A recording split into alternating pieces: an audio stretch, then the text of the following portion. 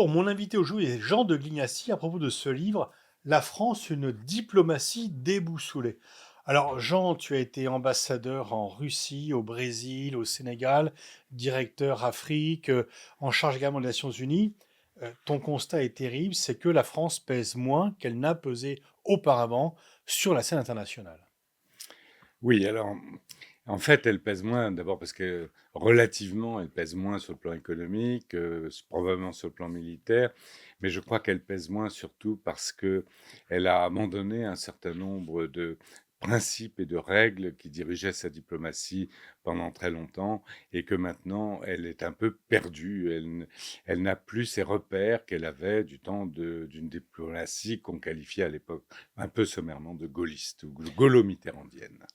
En fait, tu parles de la guerre en Ukraine, que tu commandes très souvent, et tu dis, le titre de ton chapitre sur la guerre en Ukraine, c'est un échec de la diplomatie française. En quoi la France est responsable de cette guerre, ou en quoi c'est un échec pour sa diplomatie? Alors, il y avait une logique dans tout cela. La logique, c'était que, en fait, on commerçait avec la Russie, on achetait son énergie pas chère, on investissait sur son marché et on exportait grâce à tout ce que ça représentait vers les pays émergents du Sud-Est. Mais pour que ça, et de l'Asie. Mais pour que ça marche, eh bien, il fallait régler la question ukrainienne. Et donc, je crois que les Allemands et les Français en étaient parfaitement conscients et ils ont essayé de régler la question ukrainienne. Ils ont essayé au moins à deux reprises, tout de suite pendant Maïdan, il y avait en Donc février en 2014, en 2014, et ensuite, surtout, avec les accords de Minsk. Les accords de Minsk, c'était en sorte de un marché, si je puis dire. L'Ukraine restait indépendante, gardait le Donbass, mais perdait la Crimée. C'est ça ce que ça voulait dire. Mais la condition, c'était un statut d'autonomie pour le Donbass. Et en fait, ni la diplomatie française, ni la diplomatie allemande n'ont été capables d'obtenir de l'Ukraine le statut d'économie pour le Donbass. Ça ne veut pas dire que les Russes ont facilité les choses, mais le cœur des accords de Minsk, c'était un statut d'autonomie pour le Donbass et bien sûr aussi implicitement la neutralité de l'Ukraine. Et ça, les Européens et la France en tête n'ont pas été capables de l'obtenir. mais on va répliquer à cette affirmation que le but de Poutine était la guerre depuis le départ, si ce n'est depuis l'accession au pouvoir, et qu'en fait, l'Ukraine n'avait rien à respecter parce que la Russie n'avait rien respecté de son côté.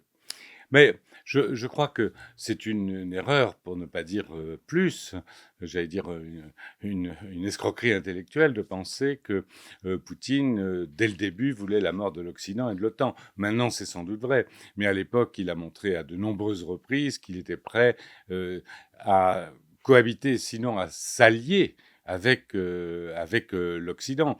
Il l'a montré après l'attentat sur les tours jumelles, où il a ouvert en fait l'Europe centrale, l'Asie centrale, sur laquelle il avait suffisamment d'influence aux bases américaines. Il, Pour intervenir en pour Afghanistan. intervenir en Afghanistan, absolument. Et puis, il a montré aussi, en laissant tout simplement élire Medvedev, en 2008, dont on savait pertinemment qu'il était pro-occidental. Et il y a eu un moment, cette espèce de parenthèse un peu bénie, si je puis dire, où on pensait que ça y est, c'était fait.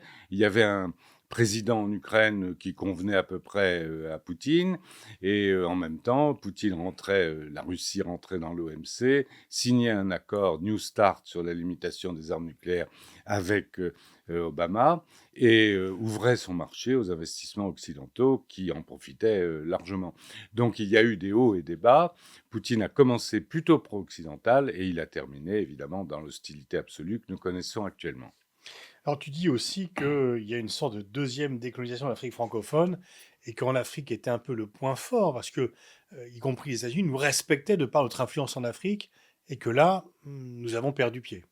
Voilà, alors il y a beaucoup de raisons, mais je me concentrerai sur une seule, c'est que en Afrique francophone, on était fiers d'appartenir à l'ère francophone et à l'ère française, l'ère ailleurs.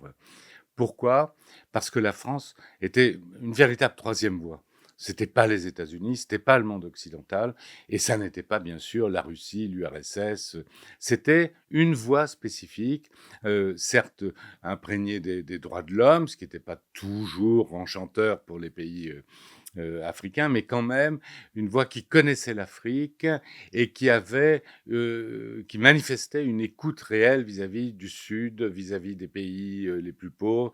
Donc il y avait une image spécifique française. Cette image s'est dégradée, cette image n'apparaît plus. La France apparaît comme un membre, j'allais dire, du bloc occidental, sans beaucoup de nuances. Il y en a peut-être encore, mais et donc en fait, les Africains ne sont plus valorisés, ne sont plus fiers d'appartenir à une ère d'influence francophone, ça, les françaises. Je crois que c'est la chose la plus importante. Alors après, il y a d'autres causes Les secondaires. visas, quand même, comptent beaucoup dans le Alors, fait. il y a les causes, il y a les visas, il y a le fait qu'on a confié notre politique africaine exclusivement au domaine militaire, hein. Le ministère de la Défense a joué un rôle capital au détriment du ministère des Affaires étrangères, qui avait une approche plus intergouvernementale, si je puis dire, des relations avec l'Afrique. Tous ces éléments ont joué, mais je crois que le cœur, c'est la dégradation de l'image de la France comme puissance indépendante. Ce que tu remarques également dans le monde arabo-musulman, notamment sur le conflit israélo-palestinien, et on le voit à l'heure actuelle, la France a perdu le prestige d'avoir une voix un petit peu différente de ses alliés occidentaux. Voilà. Alors, ce que je dis, c'est qu'on a perdu la clé palestinienne. On a beaucoup dit, y compris dans les couloirs du Quai d'Orsay, que le problème palestinien n'était plus la clé du monde arabe. Et en fait, ça a montré, enfin, les atrocités du 7 octobre, les bombardements de Gaza ont montré que c'était pas vrai, que c'était resté au cœur de la problématique du monde arabe. La politique arabe de la France, c'était en fait une politique palestinienne. Quand De Gaulle disait il faut le retrait des territoires conquis par Israël en 67, retrait pourquoi? C'était pour un État palestinien. L'État palestinien a suivi. C'était la politique française. Alors on dit ah oui, mais les gouvernements arabes n'aiment pas les Palestiniens. Oui, c'est vrai, mais leur opinion publique les aime et ils sont obligés de faire attention. Donc quand vous avez de bonnes relations avec les Palestiniens, quand vous défendez d'une certaine façon le droit des Palestiniens à avoir un État, eh bien, vous vous ouvrez les cœurs de l'ensemble du monde arabe. Ça n'est plus le cas maintenant. Alors, il y a aussi des passages dans ton livre sur la perte des moyens du Quai d'Orsay, mais je vais revenir à un autre sujet qui est très important. On parle de plus en plus de cette différence The West versus The Rest. Et le problème de la France, si je comprends bien ton livre, c'est que la France est de plus en plus du côté ouest, alors que c'est le reste qui prend de plus en plus d'importance. Et qu'il y a une sorte d'effet, alors que la France était auparavant un pays qui se distinguait, la fameuse rhétorique alliée mais non alignée, elle est de plus en plus alliée et de moins en moins non alignée au moment où le Sud prend plus d'importance. Exactement. Il y a un signe qui ne trompe pas, le symbole, le symptôme de cette évolution. En fait, nous sommes membres de l'OTAN, nous sommes rentrés dans l'organisation intégrée, nous sommes alliés plus que jamais dans les affaires ukrainiennes, etc. Mais nous ne vendons pas d'armes à l'OTAN. Les Rafales sont vendus dans les pays du Sud. Le paradoxe, nous sommes à contre-emploi. Nous sommes otaniens dans les cœurs et nous vendons au Sud pour le commerce des armes.